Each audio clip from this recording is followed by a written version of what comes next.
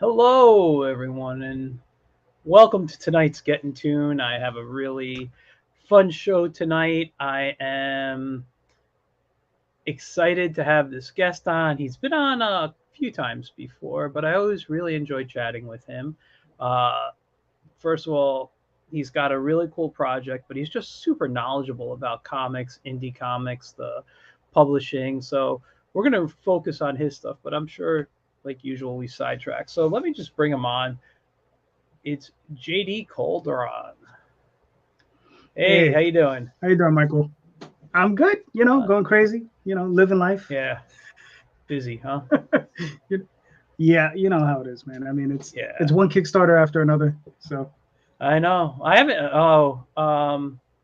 Hold on, just give me 1 second. Okay, I think I got it. So you sent me a link, and it just I didn't know if it worked. I got it, but I think it does. awesome. Anyway, yeah, no, I know. I haven't done any Kickstarters yet. Considering it, um, it looks like it's going to be super stressful, so I'm not sure I'm doing Kickstarters. Uh, I'm not sure.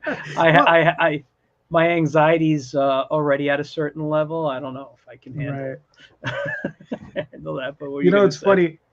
Yeah, I was telling Daphne, I was like, I think I get my best dopamine hits from Kickstarter. Whenever I see a new backer, it's like a new dope. Like, people scroll, right? They scroll Yeah, through the little, whether it be Twitter or whatever, and it's just like, and that's how they get no, and writing mean messages and doing nasty things to people. No, I get my dopamine hits by new pledges. yeah. That's always exciting to me. So yeah, I look. I can imagine. That sounds great. I first of all, I haven't done work in a while. That I'm starting to do work again, which is why I haven't done a mm, Kickstarter. I just don't know if I can handle that stress. I know you're saying like I'm just the type of guy where I'm nervous, constantly. Like uh, I'm gonna put a target. How long is it gonna take me to hit it? Why ain't I close to hitting it yet? Like that's gonna be in my right. head. It's been up for an hour. How come nobody's backed it yet? Like that would Hmm. be me. So I don't know Well, if I'm built for Kickstarter. I mean, I went through that. All right, like the first Kickstarter I did, I raised 5,500, right, which was actually the most I've ever raised on Kickstarter in one Nice. campaign, Yeah. right? And I killed myself for 30 days trying to raise that money, and I was Yeah. burnt out, tired. I didn't do another one for 2 years, right? Wow. And then that one was for 3,500. I raised that amount, but it was the same thing. I was burnt out, tired, blah blah blah. So then I promised myself. I said, okay. Then I started doing, and those were two hardcover books. So I said, Okay. now I'm going to do just regular comics, regular two staples, just Yeah. two regular comics, nothing fancy, right? And I said, this time I'm going to raise 500 bucks. That's it. And I found myself raising that sum and going beyond it, right? Mm. And feel the stress was much less, right? So the only time I see people get really stressed out is when you have higher goals and you set those higher goals and those higher expectations on yourself and your fan base. And I mean, look, depending what you need, right? You might, there's some people that need $10,000, to Yeah. do the book, right? Because they have Hmm. a staff, artists to pay, colorists to feed, so on and so forth. So you need that much money to generate it, right? And they don't come like I'm fortunate. I mean, I think I told you this in the last time we spoke. Like I started off with basically a $5,000 gift from a friend, Yeah. right? So and this was well before Kickstarter, right? I just was insane, and I didn't say like I didn't say, oh, let me go on vacation or let me get a car, or let me save that for the future, put that in my retirement fund. No, I said let's do a comic. So Yeah. I found an artist, and I did the book, and it's just been stockpiling ever since, Yeah. and I sell the stuff, and then I recycle that same, or it feels like I'm recycling that same $5,000, and it just keeps going and going and going. So but yeah, but stress, yeah, it's definitely stressful if you let it get to you, you know. Yeah. But yeah, I just want to say hi to Mike Wilkie. Hi, how you doing? Howdy. hey, Thanks for watching. Um, so yeah, so you just mentioned you've done a lot of Kickstarters, and some of them have been for the characters that we're going to be talking about. The book you got one that's coming out on Monday for the Oswald Chronicles. Yes. It's a collection of books. Yes. So hold on, I just want to share that screen. Where? Okay, there you got too many screens over here. Present. Where'd it go? There it goes. Give me a second. I just want to grab something. Yeah, no problem.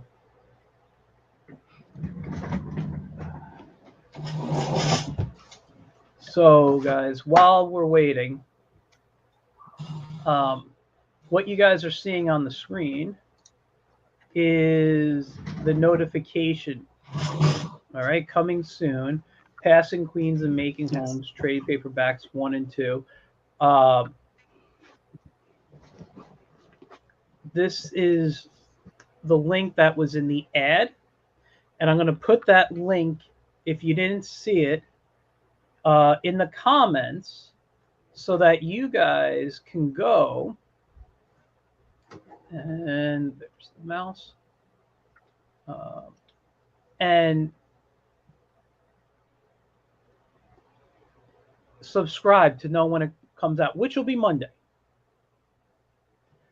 Yes, it'll launch on Monday, probably at 11 a.m. Okay, 11 a.m. Eastern, obviously, for those watching who's not Eastern right now. Yes, Eastern. All right. Now I want to just switch. Whoops! Whoa! What did I just do? Okay, I'm still here. I double-clicked the mouse too quick, and I thought I kicked myself out of the room for a second. Gotcha. It's happened to me. Yeah. So this is the draft of the Kickstarter. This is what's going to go live. Now, before we look at this, and I got to get to the right window here. Before we look at this here, for those who aren't aware, can you tell us about the Oswald Chronicles? Okay. The Oswald Chronicles is, imagine the greatest sorcerer of our time being reborn in the body of a mouse. And this is his life, right? So we start at the very beginning of his life, where he first finds out that he's a little unusual. He's strange. He finds that he's looking at TVs while his other brethren, the other mice, they're just running around trying to eat crumbs. And he's more interested in watching a television, and he's more interested in listening to the people. And then he learns that he can speak. And then he eventually befriends a young girl named Sally, and she teaches him how to read, and she teaches him how to write, and she teaches him how to play the piano, and she teaches him arithmetic, and she names him Oswald, right? So, yeah, and that's what the story is about. It's about the life and times of a very magical mouse going through his existence and all the crazy adventures that he goes through. He finds that he is in the middle between two worlds. He is between the normal and the fantastic, or the fae, right? The fairies. They all live around us. We can't see them. We can't feel them. We can't touch them, right? But they're there. But he can interact with them just like he can interact with people. So that's the basic crux of the story. And there's all kinds of, madness that goes on in between there. Yeah. And just in case people forgot, this image right here, not you at the Ratatouille ride, but right. That was a fun ride. Dude, that I love that ride. I went down in November for the D23, not obviously not this month, but last November for the D23 event they had in Disney World. And my wife and I got to Epcot early. We're like, we're gonna go. We really like to eat actually in France at the little, I guess, cafe. They have these really good like baguette sandwiches and stuff. And we were gonna go and get that, but it was so crowded. So we said we'll eat after. Like, let's just walk around a little bit. And we happened to walk back towards the right, and literally no one was there. Like, Oh, nice. so we just walked right in. There was maybe one person behind us, like one like couple or something behind us. And when I went Mm-hmm. on that ride, I was like, this is really fun. If Mm-hmm. you've been on, have you had a chance to go to Hollywood Studios and go on the Mickey and Minnie Runaway Rails? Yep. It's Mm-hmm. for those who don't know it, you guys. It's basically the same ride but different stories. Um, Yep. I don't know which one I like more. Um, Mm-hmm. I like. It might be the Mickey Mouse one just because I think the story's fun, but the Ratatouille, man, you just. I mean, you feel It's heat, a you fall under stuff. It's great. mhm. Yep. No, it was a great time. Yeah, Daphne and I were there. What September? Nice. So Yeah, yeah. we haven't had a chance to go. I'd like to get another trip. We're hoping to go, my wife and I, next September. That's Hmm. going to be our 15-year wedding anniversary. So we're like, that'll be a nice Nice. trip. So we're hoping. Hope. Congratulations. Yeah. Thank you. So anyway, you guys, this little mouse on the screen right here, this is Oswald. I love his design. I know you've had different artists, I believe, work on him. He kind of has a different look Mhm. slightly depending on who's drawing him, but this is just a great piece. I love his little glasses. You know, it works out well on the It's funny. design. They're actually they call pince nezes. I'm pretty sure I'm mispronouncing it. It's pince nez. It's like Pincenez, I believe. If you Google Okay. it, you'll find it. Yeah, All right, I'll have to look that up. yeah. And they're just literally like the ones Morpheus had in Matrix. You just pin Okay. on your nose. Yeah, Oh, okay, that type. Yeah, yeah. yeah. So, where? All right. So let's go back to the other one. Let's take a look. Let's start the share. Let's reset. Wait here. Let me show everybody this. Let So me this give is you the let me give you the screen. Hold on. Cancel out of uh, here. And I just want to say hi to the Michael Jordan sports fan watching. hey, what's up, Michael Jordan? So that's the first volume, right? So we're working on the second volume. So that's what's coming out next. So that's what this campaign is for. And what we have now is a sign up page. So you can sign up, be notified as soon as the campaign launches. And the thing is that the first 45 physical backers will be getting these two items. And that is a pin, which is illustrated by Jade Gonzalez and colored by Slimet Majuino. I'm messing up his last name, but it's Slimet is definitely his first name. And this is a coaster, right? And I Nice. just find, well, it's funny when I first ran into these, I was like, that's stupid. Who'd want to? Then I made one. I was like, oh, these are really cool. Um, Do you this is use it? illustrated by my, huh? Do you use your Uh, coaster? I don't. No, I don't. Daphne uses them. Although I probably should. I always put a drink on my desk. But yeah, this is illustrated by D Fish. She's a fantastic artist, and is Hmm. also colored by Slimet. So, yeah, Nice. so there you Nice. I go. like that. All So that's for the right. first 45 physical bags. Nice. Let's see here. Let's go back. I'm doing a lot of jumping around with the screens here. So let's see. I think this is the right window. Yes, it is. So now Oswald's been around for a while. How many years has Oswald been around for? I'm pretty sure I started in '94, Wow, that so long. that's about 28 years. Yeah, well, initially it started off as prose, so it was just Yes, I remember just you telling me words. that. Yeah, so it was just initially all prose. And then probably about 12 years ago, that's maybe longer at this point, maybe 14 years ago. Age, it's a terrible thing.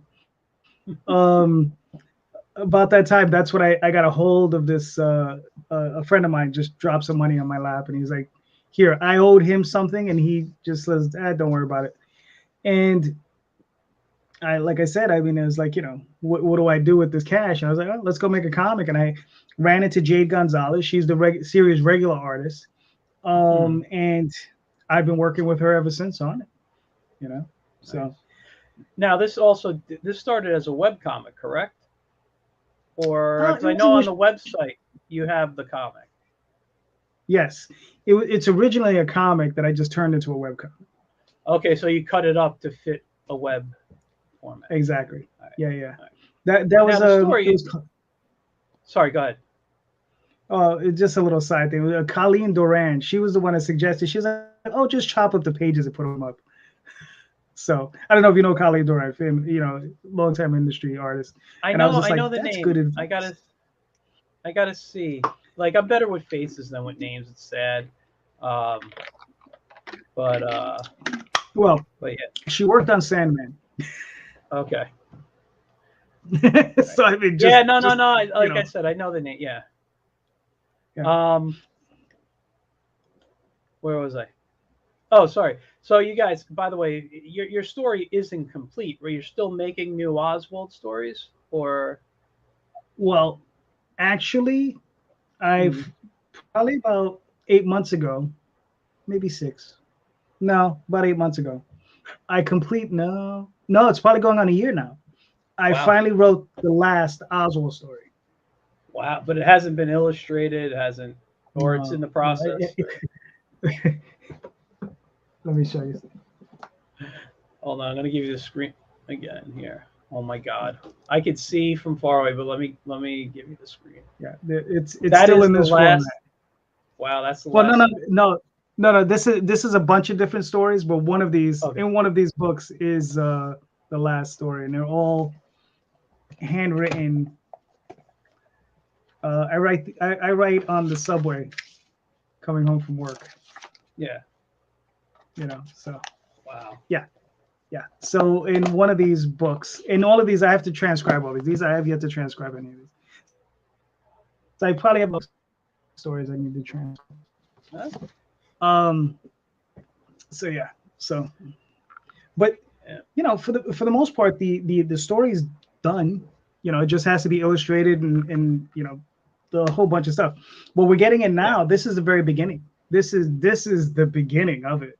So, and I mean, I've said it before, and I'll say it again. I'm about 1,600 pages in, maybe 1,700 at this point, My God. and I probably have that amount to finish it.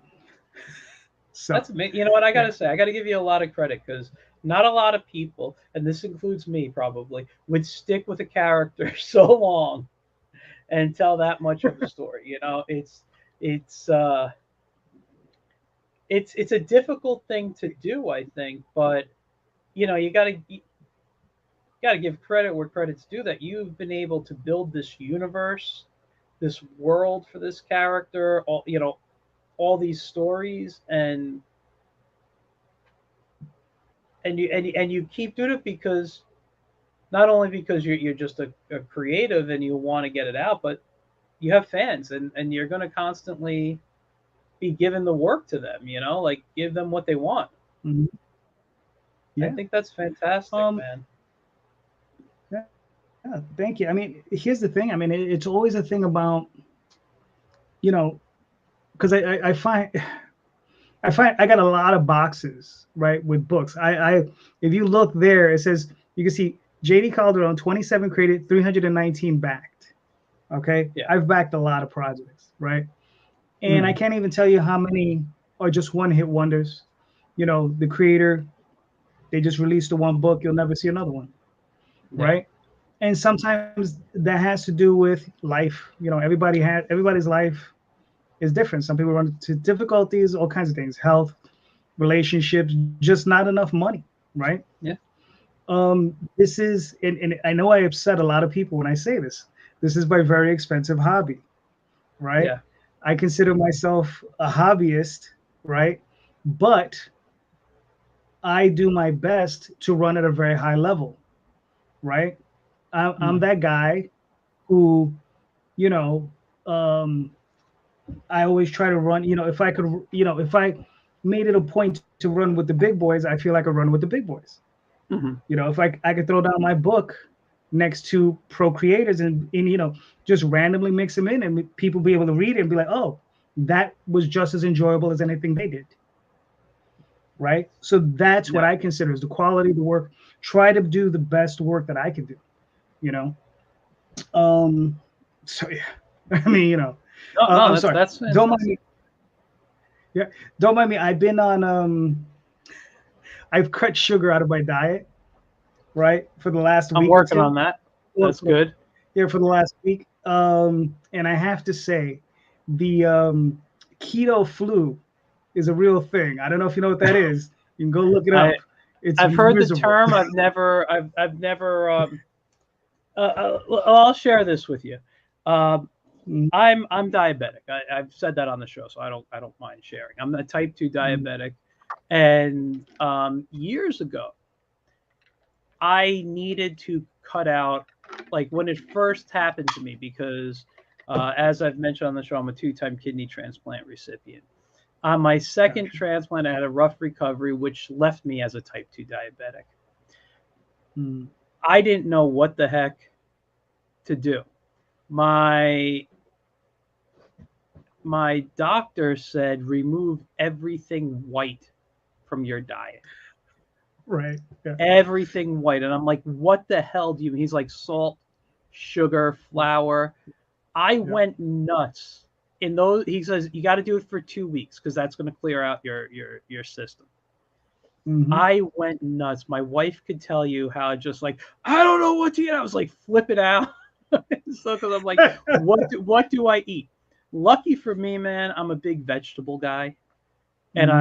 I'm okay with that. Like my wife always says, she goes, I've never met anyone who gets angry when they don't get vegetables. Like that's the type of guy I am. I just want my vegetables Hmm. all the time.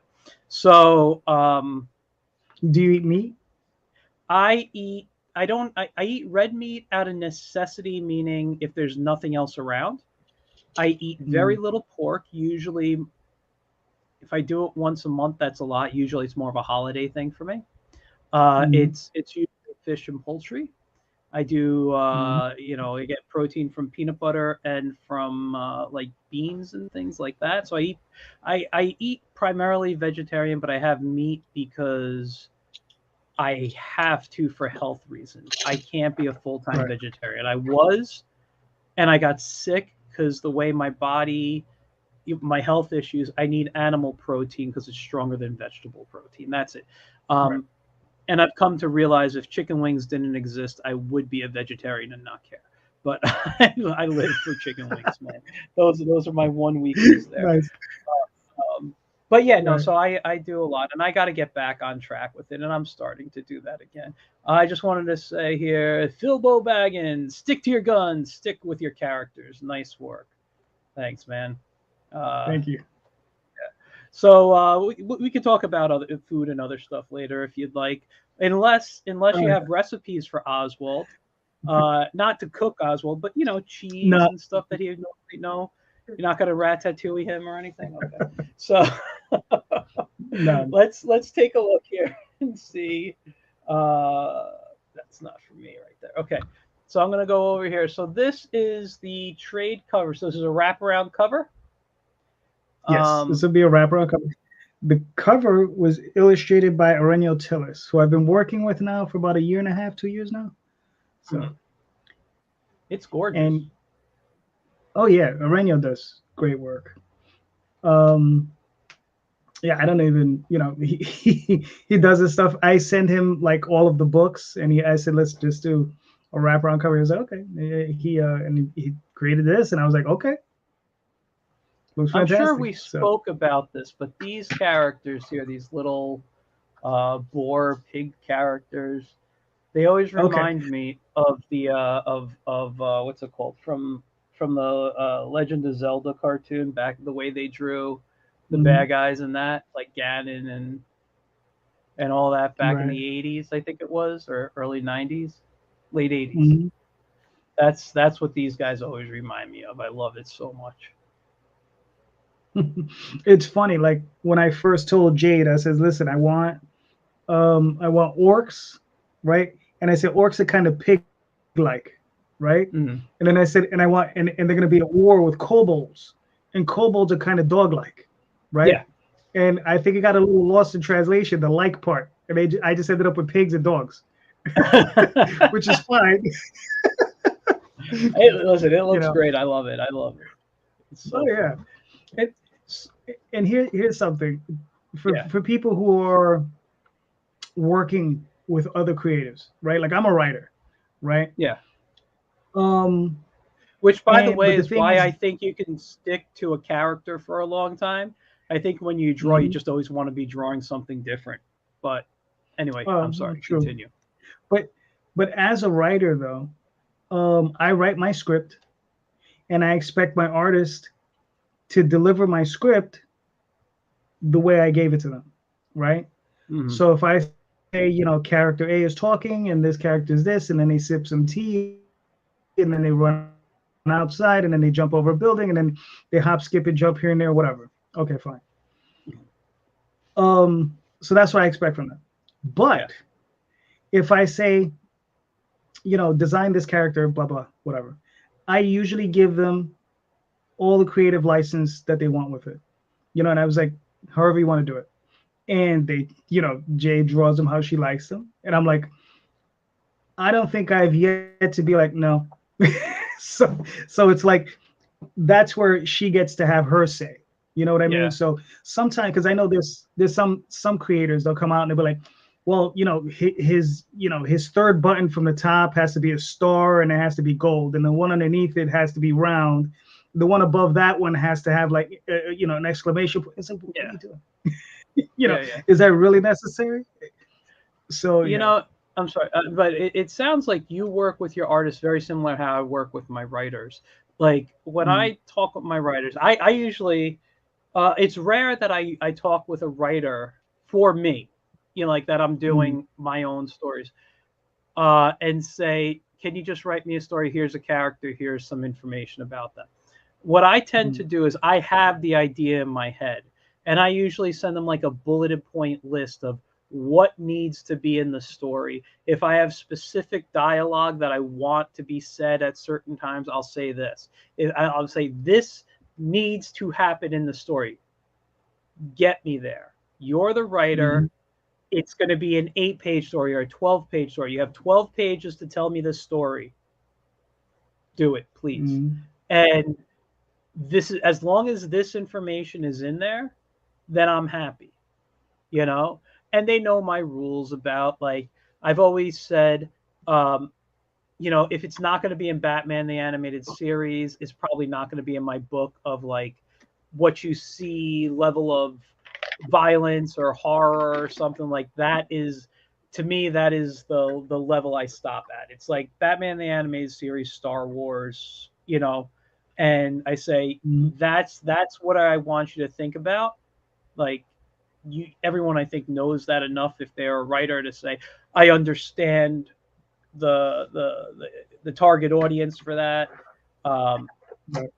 let's do that, and then I say just get me wherever or however, get me there however you want, and I'll be happy, and then I'll Mm, review it, and if I like it or I want something changed, I'll do it. Once in a while, it's usually I change a little dialogue. I don't usually change scenes unless I know I'm going to have an issue with it artistically, you know.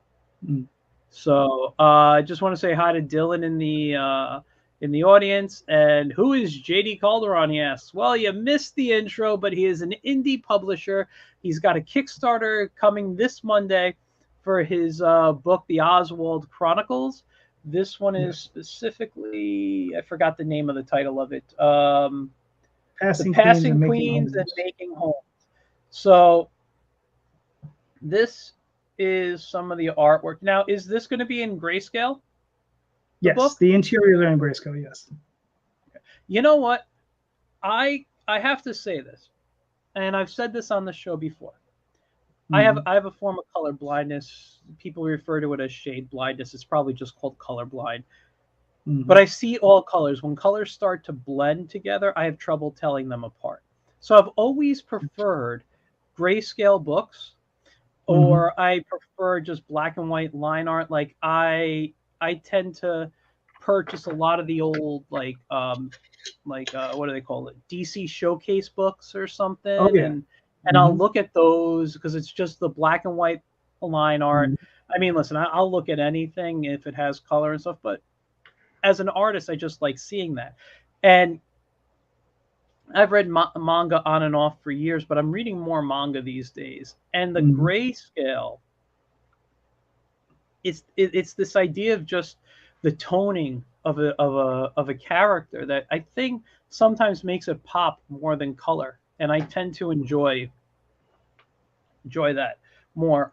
By the way, Dylan, he just asked what's the name of the book. I guess he missed it. It's called The Oswald Chronicles: Passing Queens and Making Homes. It's 2 volumes together here.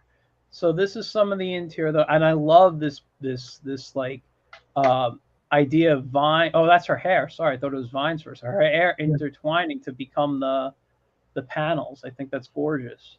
Yeah, that's the one thing Jade does. I tend to have a lot of flashbacks in these stories because I have a Mm. lot of characters telling their stories, Yeah. right? And then when that happens, she gives it these different framing devices to exemplify that it's a flashback, you Hmm. know. So I've always enjoyed that, you know, when she Yeah. does it. She's got a great skill there. Oh, and more is coming, so you know it's still the flashback. Mhm. That is that is beautiful. I wish I could see these up like closer. Okay. Um, like I want to hold these in my hand.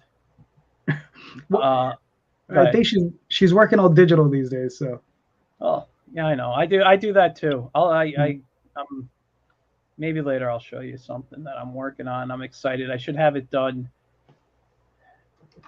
like completed and uploaded to a site by December 3rd. I want to give it away for free. It's just a short 8-page story. It's Nice. like holiday season type of thing. Oh, cool. But yeah, wow. This is beautiful. Thank you. Beautiful stuff. Yeah, like Wow. I said, I've been Go ahead. working with her for a while, and you know, I would like to say, or at least I hope that we both have grown together as creators. Yeah, I love this angle that they got right here of this character. Just Mm. meet the creators. So we know who you are. So well, for those who don't know, you are a founding member of Dreamweaver Press. Yes, yes, You did a book called Tall Tales, yes. which I have uh, the digest sized trades of them packed Hmm. away. You know what? For the amount of times you and Daphne have been on the show, I should really go into my comic boxes and pull that out just to like prove I have them. But yes, because I could be lying to you, but no, I do have them. Well, And we the what? fact that you know about them, that you know they were digest, Yeah. that's how I know you have them. Because if I show it to you, you probably wouldn't figure out it's a digest if I just show it to you on screen until you Mhm. had it, or I held it next to another book. Yeah. You know, yeah. Currently, we're printing them comic size, but yeah, but in the day, we they were all digest size. I did have a few of the original. Like I've told the story every time you're on. I don't need to tell it Mhm. again. But like I met you when you were first starting out. I didn't know because you're a few years older than me. But I was in high school and you did a show at my local mall, and I was like, wow, here are people like you.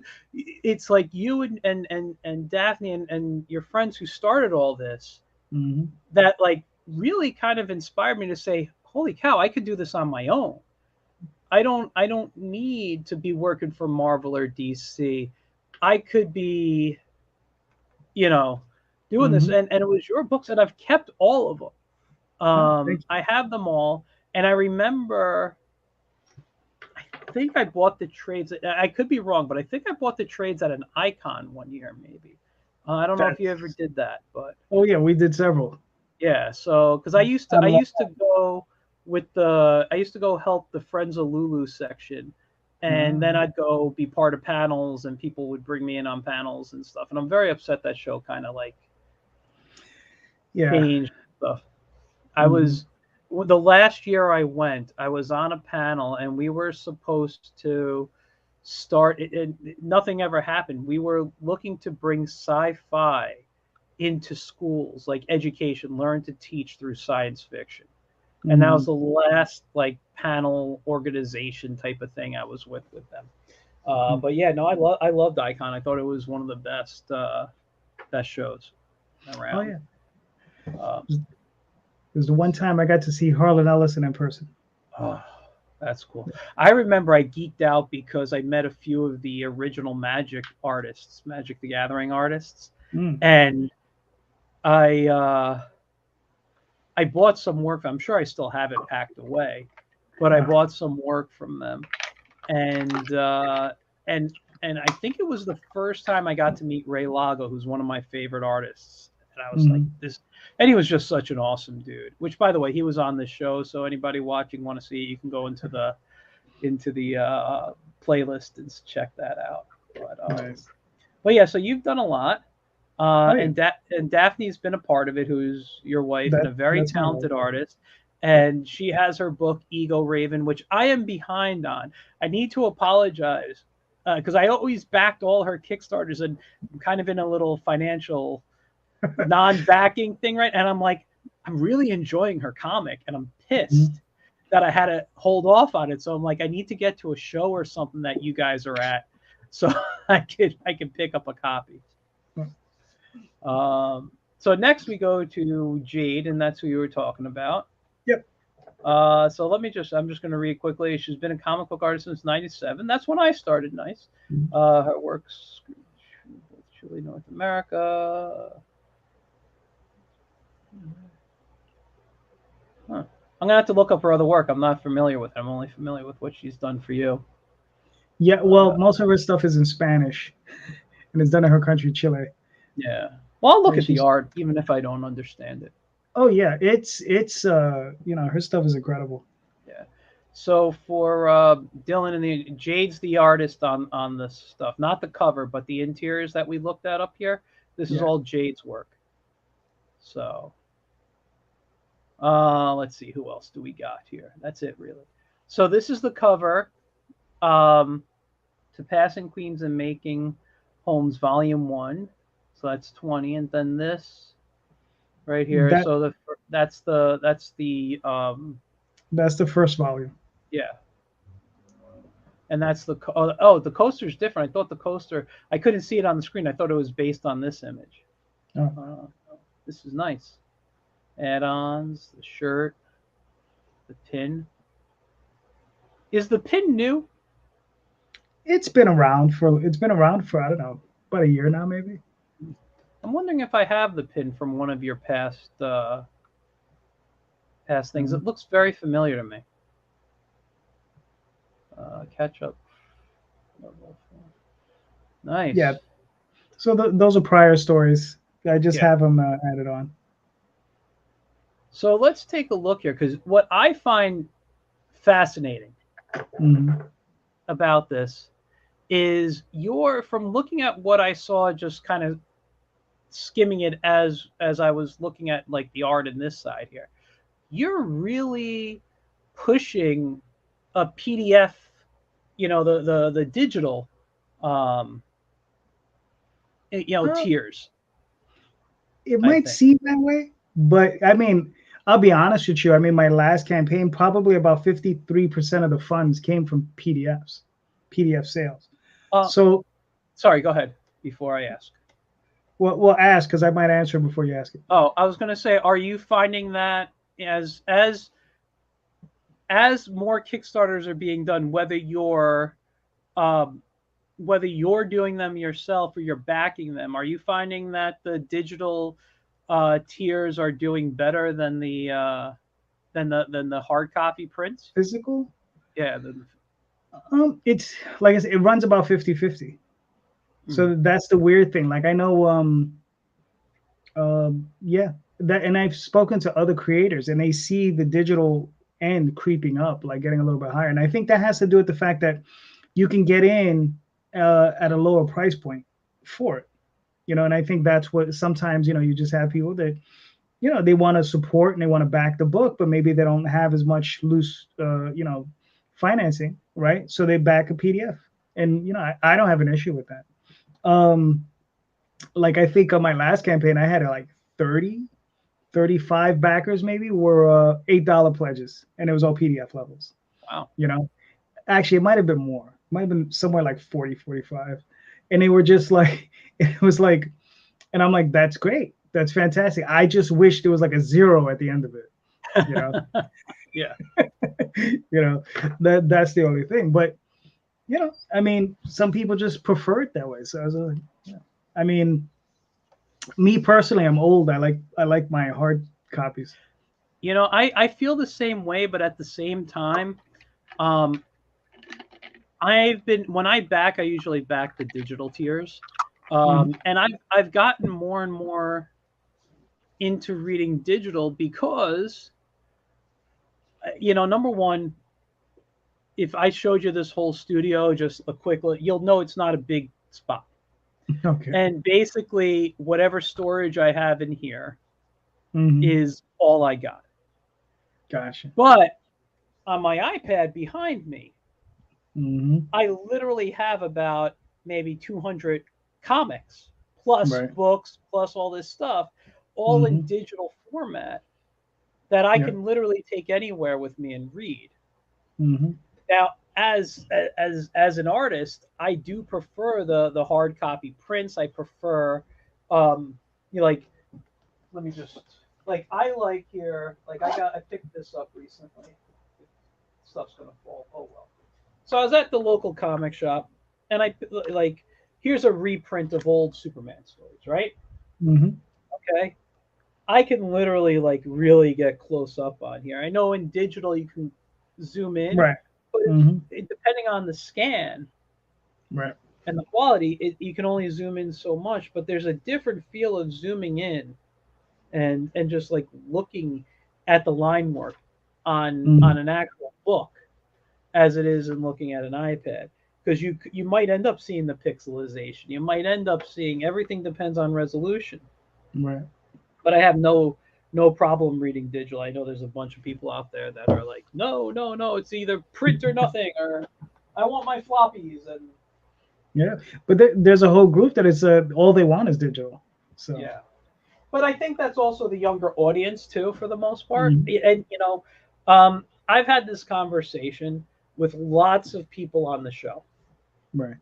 and I get the point of Kickstarters. I understand how it helps, and I think it's it's a great thing. I really do. I do believe in Kickstarters, but I find more people outside of our age group going digital. Hmm. It's our age group and and older are the ones that want the hard copies. Yeah. The younger kids or whatever you want to call them are looking at digital. So sometimes I question the idea of if digital's doing so well, Hmm. is there a way to target the digital audience outside of Kickstarter that you could bring in more money than doing it through Kickstarter? It's just a question I ask myself, and and wonder if you've ever I considered it. mean, yeah. I mean, listen. I mean, drive through. It's a Mm, long-standing site. I mean, Amazon is still there with I guess the ghost of Comixology, right? mm, Um, and there are other sites that push and promote digital, yeah, and it's funny because I've yet to take the plunge in that direction, and it has more to do with just being busy. You know what I mean? I mean, mm, like, I got a full-time job. I'm doing the books when I get home. yeah, Writing, editing. I letter my books, so I'm doing all that stuff, yeah, yeah, and then you just got to find that time. Then Daphne, she's busy on her stuff. She's doing freelance work, and I'm like, it's just tough getting out there and getting. But it's one of those things that we do have to concern ourselves with because yes, in the end, we do have to diversify, right, and get more revenue streams, and that's important. yeah. Just for the business in general, and just just for the health of it. Because like I said, um, I think I have, hmm, I don't know, 17 more stories to tell in the Jeez, Oswald Chronicles. Now, wow. mind you, they're not single issues. Yeah, It's like 17 graphic novels. yeah, yeah.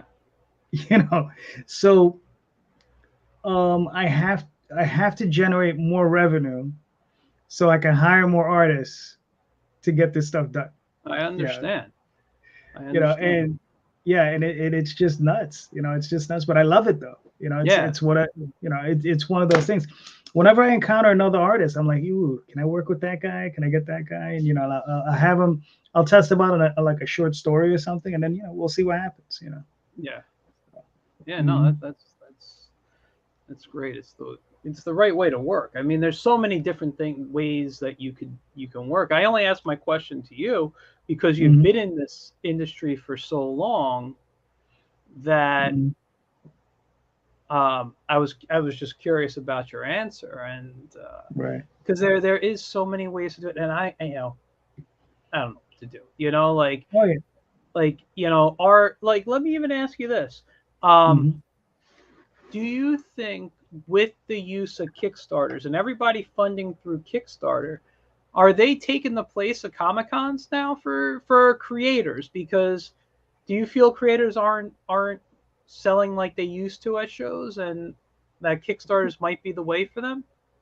Well, I'll say this. I'll say for some of us, right? Hmm. Certainly not for everybody, right? Because I have friends that are, JD Rosario. He loves shows. He loves going to shows. Yeah. He loves getting out there and hand selling, right? Hmm. And here's the thing, it's like that's good, right? But that requires me to be in that space, Yeah. right? Getting out to San Diego, I did San Diego for 7 years in a row, Hmm. back from like I think 2004 to 2011, something like that. But we did it for a while, Daphne and I, and we were there every year, and every year is a pain in the butt, you Yeah. know, packing everything up, shipping it out there, getting on a plane, setting everything up, and then when you're done, you gotta pack up what you got left over. Even if you sell out, you Yeah. still have your booth stuff. You Yeah. gotta pack up and ship back. Yeah. So it's a hassle, and it's expensive, Oh. right? Yeah. Right. So yeah, and I'm like, I'm gonna make X amount of dollars there, right? Hmm. Or I can do a Kickstarter where I can, you know, promote it, do shows like this, and still make a similar amount of money or the same amount of money with, I don't want to say less effort because there's still a lot of effort that's going on, Yeah. but without physically having to transplant myself from New York City to California or Yeah. to Pittsburgh Comic Con or MegaCon in Florida, or it doesn't even matter. I mean, pick a show, you Yeah. Yeah. know? Um, so yeah, I mean, and there are various arguments. I hear a lot of people say that, that's where you get all your future backers for Hmm. campaigns, right? Or is that shows? So, I mean, that's relevant. So, I mean, I haven't done an actual comic book show in like 3 years. Since probably before COVID, maybe a year before that. So, we're probably running on 3 or 4 years now. Yeah. Well, I've actually, been to a, hold on. That is not true because I saw you guys, I believe, at Eternal Con. I walked the show. yeah, I had yeah, we had to wear masks and stuff. uh, I remember that. yeah, I don't consider that a Comic Con. Oh, okay. Yeah, it's a convention. It's a good one, but it's Okay. like a pop. Yeah. It's like a general catch-all geek fest. You Yeah. know, Yeah. uh, It's funny you bring that up. I had a conversation with a friend of mine today, and mm, I've had this conversation not really on the air, but certain things where I was saying how I'm kind of taking a break from shows. Not right. because I don't want to do shows. I recently did a I mean, not a pop culture, a pulp convention. Mm, But I just find myself, you know what? I'm on break. I right. really I want to see if cons are going to change. I'm tired of celebrity Mm, cosplay centered conventions. I want comic mm, book conventions to become comic book conventions again. So I'm going to mm, take a break, build my products up, and when I find shows that are comic book shows, mm, those are the ones I plan to attend because the people going to them are looking for comics. You right. know, when you have a very and listen, it's nothing against the people who put on um celebrity cosplay show, whatever you want to call it, because I'm friends with a lot of promoters, Right. and they're doing what they need to do to bring their business in. And I Mhm. think that's great. And I'm friends with a couple of celebrities, and I'm friends with cosplayers, and it's nothing against them in a personal nature. Right. It's I'm a comic book creator. Mhm. I want to sell comics. And Right. if I got to compete with a celebrity that people are coming to see the celebrity and they got to drop $40 on on a photo op or just a Right. signature, and then there's more money for a photo op, and then Mhm. I gotta try to get them to spend $5, but they just spent $80 on an autograph and photo op, and like I don't have any more money. I just came because they paid whatever it was to get into the show, and you know what I Mhm. mean, like that. Yeah. That's Trust me, I know what you mean. yeah. So Mhm. I'm looking to go back to comic book conventions when I see comic book conventions. You Yeah. know, you know. Uh, I mean, for myself, whenever I see, God bless him, I love the guy, I love his work. Bill Shatner. Whenever Bill Shatner walks into a show, I'm like, show's dead for comics. Yeah. Like I was at one show in DC, and you have fans. They walk around with the big badge, Mhm. that the big super back or whatever. That badge is like $700, and then Yeah. trying to squeeze $10 out of them for a trade paperback. You're like, really, right? Yeah. So it was like you spent $700 to meet Bill Shannon. God bless. I mean, he deserves everything he gets. He's worked for it.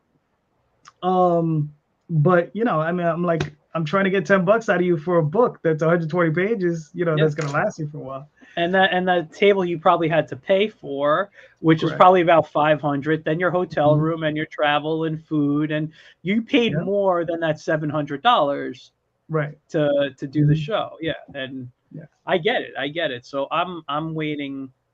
Not I don't think things will make a big flip, but I know those shows exist. I just got to research and find out where they are.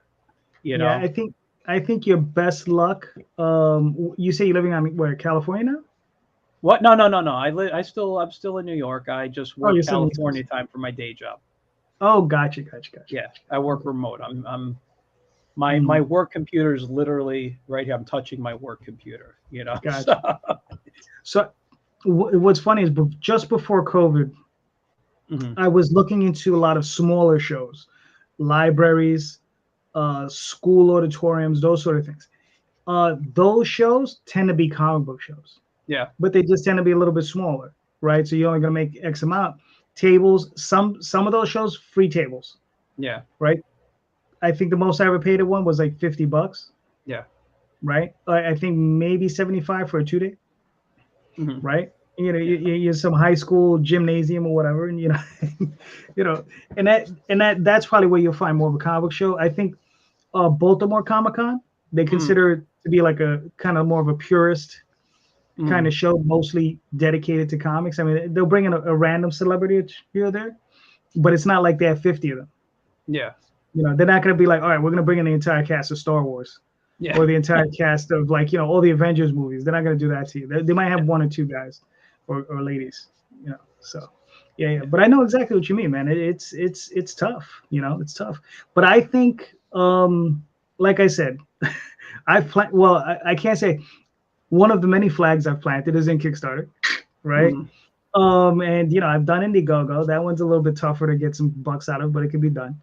And then there's all these other platforms that are coming out: BackerKit, what is it, Zoop, and there was another one, Backerly. No, I don't know. There's some other, Crowdfunder. That's what it is. crowd. Yeah, I've Yeah, heard yeah, a few of those. I haven't looked into them yet, just because I'm not ready for anything. right, But I even though I say I'll never do a Kickstarter, you never say never. right. It's Oh it's yeah, one, yeah, it's one of those things. definitely. So, Hmm. so let's get back to you because again we sidetracked for a bit, and I knew that would happen tonight. Uh, hold on. So, so yeah, so I'm just looking here. Pledge. broke free. So it broke free and couldn't read.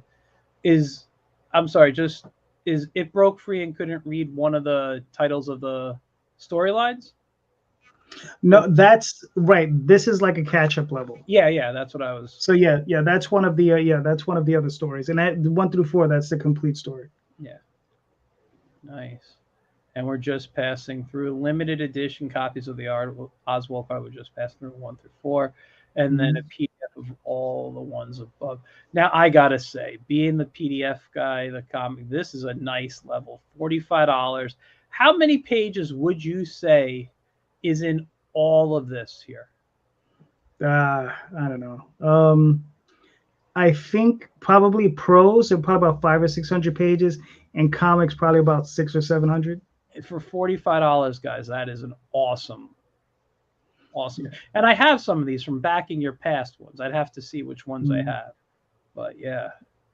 And then level 2. So this is the Chronicles volume. The Oswald Chronicles volume 1 or 2. That's not what we're looking at, right? That's no. That is. I'll probably. You know what? It's a good thing we did this. Yeah, I can make that a little clearer. Yeah. Okay. Because there's a lot of money, so I can mess with that a bit. Okay. But yeah, that's for this. That's the first volume. Okay.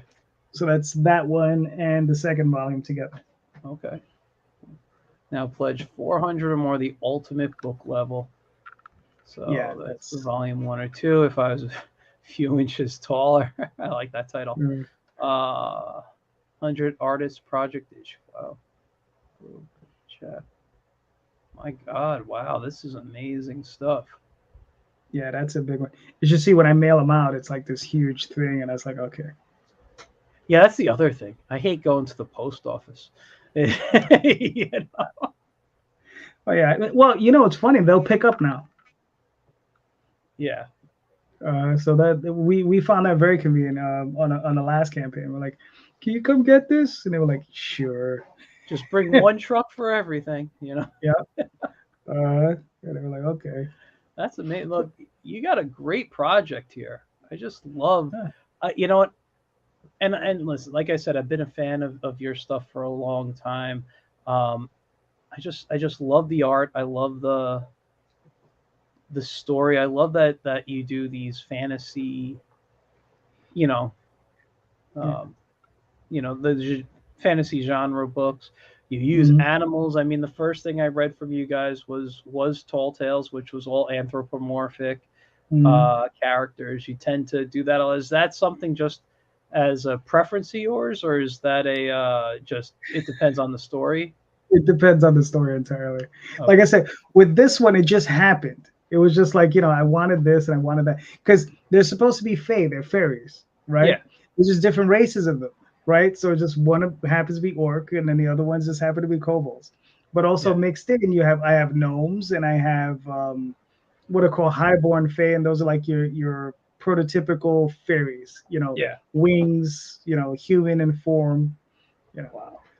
Oh man, I got to catch up. I don't know how much I've read of what I got digitally from you. I'm so behind on books. Oh yeah. For a while I wasn't doing much, not artwork, not reading comics. It turned out I had a medical issue I wasn't aware of, and it's just making me, I was just like lethargic, Now I'm like 1,000 times better. So. Oh, that's good. Yeah. But man, this art is gorgeous. You got your t-shirt here. Yep. I love that look of the t-shirt right there. Yeah, I like the stark black and white. Your Dreamweaver press shirt was similar to that, right? Yes. Well, it was the Tall Tales one. Yeah. I don't remember. I remember. Was it the cover? Did you have one back in the night of your books in the 90s? There was one. Was it called? Is it for Revelations? Revelations. That's what I was going to say. Did you have a shirt of that? Yeah, we did. Yeah. And because I remember the characters like kind of bursting. It was like the cover art, right? Mm-hmm. Yeah. Yeah. What's funny is I still have like 1 or 2 of those in bags, like in the closet. What's really sad is I don't have any of the Tall Tales. Oh, really? I had done a Tall Tales one, and that one was funny because we had done it. It has Ravenwood on the front, and Mm-hmm. it's all white, but it has a little bit of red in it. It has some blood on the sword. Mm-hmm. Uh, and then on the back of it, it had a death to all those who oppose the cause, because that's what Ravenwood would say in the comic when he's Yeah. charging, right? He said that's all, Yeah. and he would, run off like a lunatic and chop people up. And it's funny because we had that shirt printed, and then I think Columbine happened, Oh, and that just tanked the sales on the shirt. yeah. So it's a little weird. So we put the shirt, and then it was crazy because about 5 or 6 years after that, we still, because I must have ordered a couple hundred of them, so we still had them. But about 5 or 6 years later, we were still doing shows at the time, and then it was weird. We started selling like 8, 9, 10 shirts per show, Mm-hmm. and then we just ran out. It's just like, Oh, that's sad. If I knew you had one of those, I would, 2XL for me, man. So no, I got you, man. I got you. I would have totally have bought one and totally supported. I Yeah. tend to do that with that No, stuff. thank you, thank you. I'm a big, I don't want to say it's sad. I'm a big fan of T-shirts. I literally have about 65 or 70 T-shirts folded on a closet shelf, and I Hmm. and I wear about the same like six, like regularly. Right. Uh, but like when special occasions come up, like the Zorro book I worked on, I have the Zorro thing. So if I do a show where I'm bringing the Zorro book, I'll wear Hmm. the Zorro shirt. Right. I have shirts of mine that belong to, not belong to, but like shirts that are of Friends comics or something, or I'm Hmm. doing an appearance somewhere because I've spoken at libraries on animation, and I'll wear like I have a Mickey Mouse on right now, but maybe I'll wear like a cartoon character like that or something. So Hmm. depending on what I'm lecturing on, and I have a weird habit of like I don't know if I should share this, but I have a weird habit in the morning of saying, "What do I feel like today?" And as I pull out the shirts, I kind of hum the Hmm. theme songs. Nice. And so, Uh, depending what theme song kind of gets me, right. it's like, okay, that's who I am today. Like that's what I'm Hmm. wearing. So, I have a similar ritual. Because I have a bunch of shirts as well, and I'm like, okay, what am I feeling like today? Am I feeling like Lovecraft? Am I feeling yeah, like Poe? Am I feeling like Oswald? yeah, Or am I feeling like Mickey Mouse or one of those? mhm, Yeah. So yeah, yeah, it's funny. I have a similar thing I go through. yeah. That's funny. Uh, I thought I was the only one who did that. no, you're not the only weirdo in the world. Good, good to know. Definitely good to know. uh, Um, so I don't know how much more I have to ask you about this. Is there anything that we didn't discuss that you'd like to talk about the Kickstarter coming up? just listen, sign up for it now. Like I said, if you back early, Mm-hmm. you will get the coaster and the pin. Um, and just if you want to read something fun and entertaining, and hopefully you'll enjoy it. You Yeah, can also, if you want to see the story, you want to look at it. It's all chopped up and done a little differently. You can go to the OswaldChronicles.com. You can check it out there if you want to see a preview. But it's all there if you wanted to just experience it that way. So if you want to go check that out, you can check it out that way. Um, but this is my preferred way. Whether you get it as PDF or you get it as a comic, this is the preferred way. I prefer to view it. It's yeah. all in one piece. So Well, I'm but just going to show that real quick. This is the website. yeah. Um, yeah, I agree with you. I do like reading it as a comic. I do have digital copies. I'd have to go and look for them. Not hard Mm. there. I mean, literally, my folders on my desktop here, and I just got to go to Dreamweaver Press, and Oh, there it is. I got the Dream. What is this? Dream Walker Omnibus in here. Is that you? That no, that's not you. That's the No, wrong. that's Oh, I got Dream Walker Press. I'm sorry, I went into the wrong one. I'm sorry. I gotta pull yours out. I don't know if I created a Dreamweaver folder. I'll have to look. Um, I went into the Dream Walker. I got a bunch of books off Indie Planet a couple of weeks ago, and that was like $1 for like a 600-page story. So I'm like, oh, how do I say no to exactly. Yeah. no to that? Anyway, but yeah, no, this stuff. I mean, seriously, how often do you update the site? Um, Monday through Friday. Monday through Friday? So the strip that's running on the top, this strip gets replayed every week.